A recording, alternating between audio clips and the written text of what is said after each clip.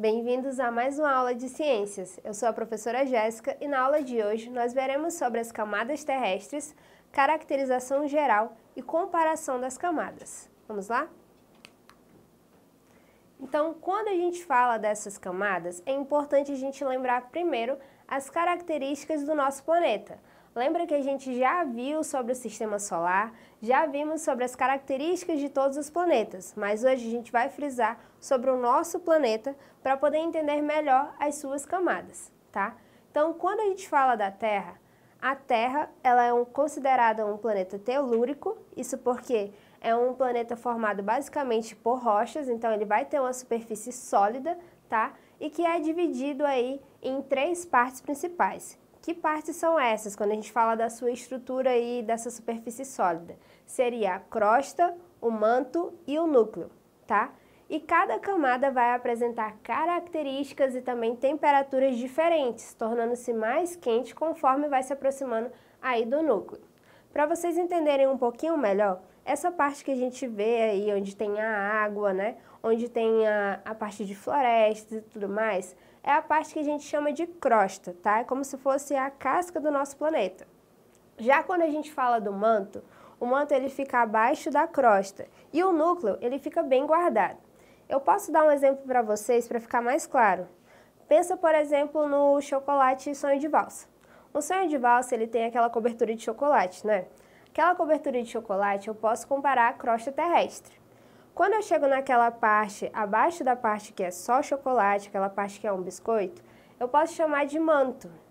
E já o recheio que fica guardado lá no seu interior, eu vou chamar de núcleo. Então seria mais ou menos isso quando eu faço aí a comparação dessa camada aí mais na superfície da Terra, tá? E quando eu falo aí também do planeta Terra, é importante que eu entenda o que é a biosfera. O que seria essa camada? A biosfera é o conjunto de todas as partes do planeta Terra, onde pode existir vida. É nela que eu vou encontrar as regiões de litosfera, de hidrosfera e de atmosfera. Não se preocupem que a seguir a gente vai entender melhor o que seria cada uma dessas partes, o que é a litosfera, o que é a hidrosfera e, por último, o que seria aí a atmosfera, tá?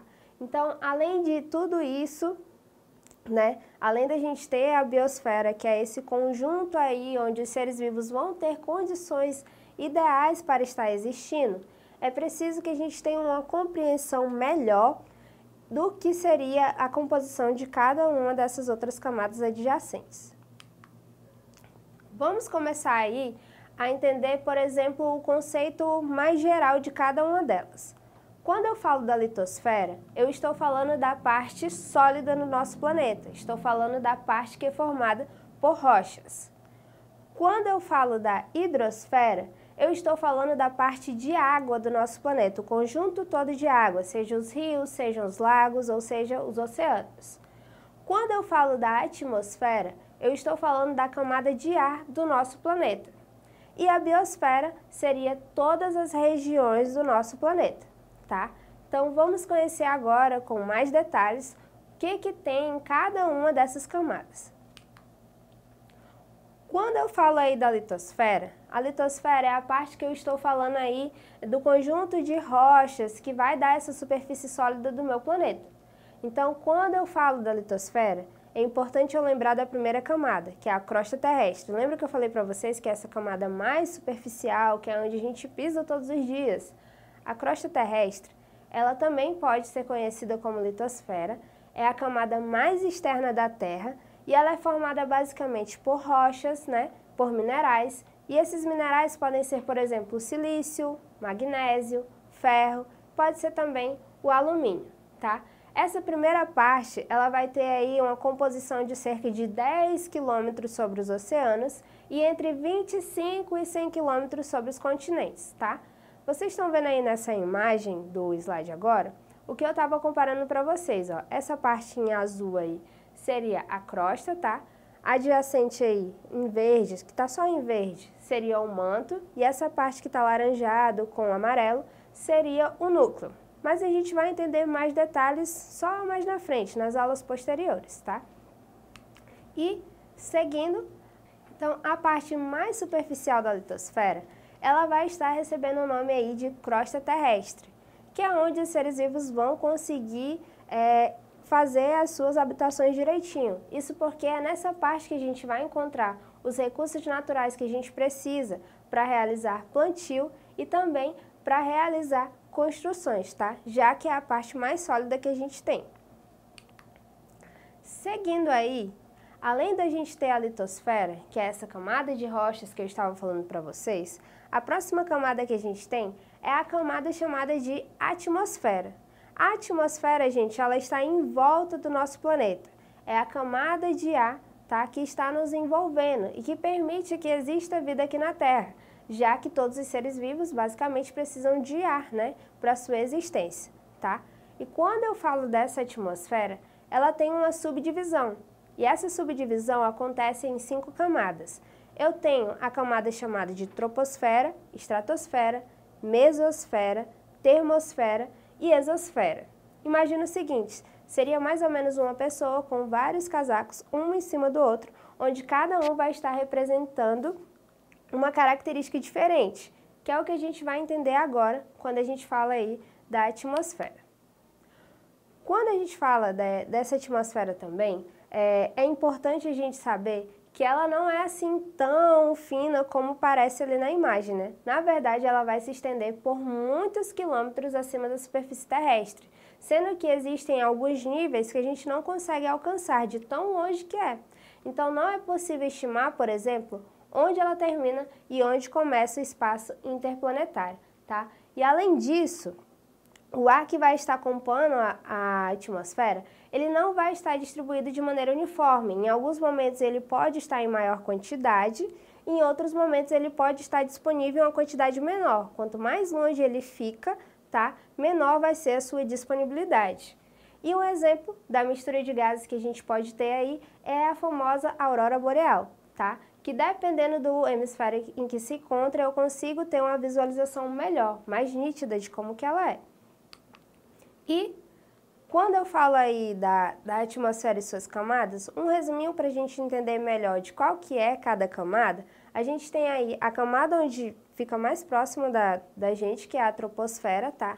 Que é a camada da vida justamente porque é a camada mais rica em gás oxigênio. Ela vem seguida da estratosfera, que já fica em um nível mais elevado, e é na estratosfera que eu vou encontrar a camada de ozônio, que é essencial para filtrar aí os raios solares que vão chegar até a superfície terrestre. Seguido da estratosfera, eu vou ter a mesosfera, tá? Que funciona como um escudo que vai impedir com que meteoros, por exemplo, possam cair diretamente aqui na nossa superfície, e ela é chamada também de camada protetora e fria. Seguida da termosfera, que já vai ser uma camada quente, tá? Bastante rica em íons. E por último eu tenho a exosfera, que é a nossa última camada, seria onde termina, mas que, como eu disse para vocês, não tem um nível estimado de quantos quilômetros de distância nós estamos dessa última camada aí da atmosfera, tá? E além aí da litosfera, que é a camada de rochas, além da atmosfera, que é a camada de ar, nós também temos a hidrosfera. O que seria a hidrosfera? É a camada que vai estar responsável por compreender toda a água do planeta Terra. Não somente água salgada, como também água doce, tá? E até mesmo as águas que ficam subterrâneas. E quando eu falo dessa hidrosfera, é importante a gente ter em mente que ela está distribuída de uma forma totalmente desproporcional. Não é porque quando eu falo de hidrosfera, eu estou falando de todos os corpos de águas presentes no planeta, que eles estão presentes em mesmas quantidades. E quando eu falo disso, por exemplo, o nível de água que a gente precisa, que é o nível de água próprio para o nosso consumo, já é um nível muito pequeno. E mesmo ele sendo tão pequeno assim, algumas atividades humanas ainda acabam contribuindo para a diminuição, tá, desse nível de água. Um dos principais problemas aí que a humanidade enfrenta é a poluição do ecossistema aquático, que é fruto justamente de algumas atividades humanas, como pode ser a deposição de atividades industriais diretamente em rios, diretamente nos mares, pode ser também a atividade de jogar lixo nos igarapés, tá? E tudo isso vai causar fortes impactos. E, para a gente encerrar a nossa aula aí, né, Além de tudo isso que a gente viu, para não ficar aí tão perdido, eu vou fazer uma retomada para vocês de tudo que eu expliquei aqui, dessas camadas aí que eu vou encontrar no nosso planeta. Primeira pergunta fala aí o seguinte: quais são as principais características da litosfera? A litosfera, gente, é a camada de rochas, é a camada onde eu vou ter a superfície sólida. Ela pode ser formada tanto por rochas como por minerais, como é o caso do silício. Já a próxima pergunta diz aí o seguinte: quais são as camadas da atmosfera? Lembrando que a atmosfera é a camada de ar que está envolvendo o nosso planeta, tá? Nós temos 5 camadas aí. Nós temos a exosfera, que é a última camada. Depois nós temos a termosfera, que é aquela camada protetora e que vai ser bastante quente, tá? Bem no meio a gente tem a mesosfera, que é a camada protetora e bastante fria, que vai estar protegendo da ação dos meteoros, por exemplo. E aí em segundo a gente tem a estratosfera, que é uma camada estável, onde a gente vai encontrar aí a camada de ozônio, que vai estar filtrando os raios solares que podem entrar no nosso planeta. E em primeiro, que é a camada mais perto da gente, é a troposfera, que é a chamada camada da vida, justamente por ser a camada mais rica em gás e oxigênio, tá? Já a terceira questão perguntava o seguinte: se existe tanta água na hidrosfera, por que devemos nos preocupar com a preservação dos mananciais? Percebam que, apesar da hidrosfera ser a camada de água do nosso planeta, nem toda a água que a gente tem disponível é própria para o nosso consumo, tá? E os mananciais são os únicos locais onde a sociedade pode conseguir água para desenvolver suas principais atividades e até mesmo para o seu consumo. E aí, se as pessoas começam a desenvolver atividades que podem causar impactos, é claro que a quantidade dessa água vai ser bem menor, tá? Então, a gente tem que ter essa conscientização e essa preocupação. E, por último, perguntava aí para vocês o seguinte: o que é a biosfera? A biosfera é o conjunto de todas as partes do planeta Terra onde existe ou pode existir vida e que vai abranger aí essas regiões que a gente viu hoje, as regiões da litosfera, da hidrosfera e da atmosfera. Então é isso, gente, e até a próxima aula. Vocês podem aí estar revisitando essa aula, tá, através da plataforma Eduque e também fazer mais atividades. Até a próxima!